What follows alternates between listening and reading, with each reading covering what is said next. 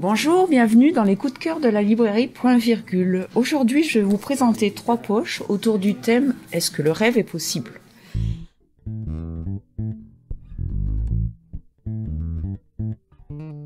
Rêve est possible. En premier, alors, j'ai du mal à le prononcer.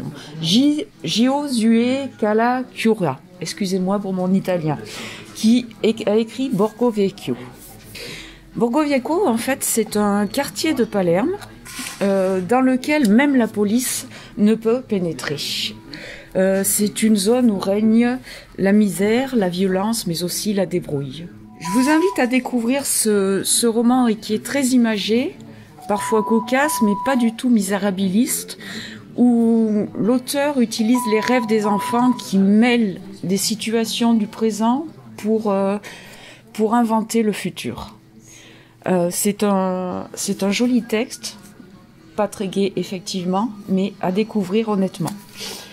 Deuxième ouvrage, Kim Il-young, né en 1982, de Cho Nam-ju.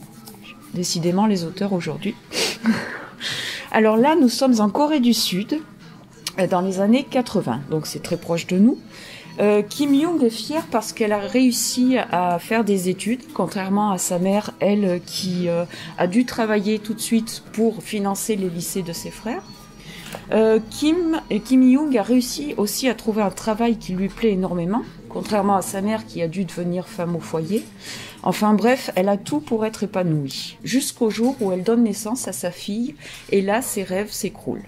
C'est un roman en fait coup de poing qui dénonce les inégalités hommes-femmes en Corée du Sud, mais surtout nous amène à réfléchir sur les droits des femmes dans le monde entier. Je vous incite à le lire vivement. Enfin, mon petit dernier, Cécile Coulon, Une bête au paradis. Là, le nom de l'auteur est plus facile à prononcer, d'autant qu'elle est plus proche de nous puisqu'elle est originaire de Clermont-Ferrand. Une bête au paradis, c'est l'histoire de Blanche.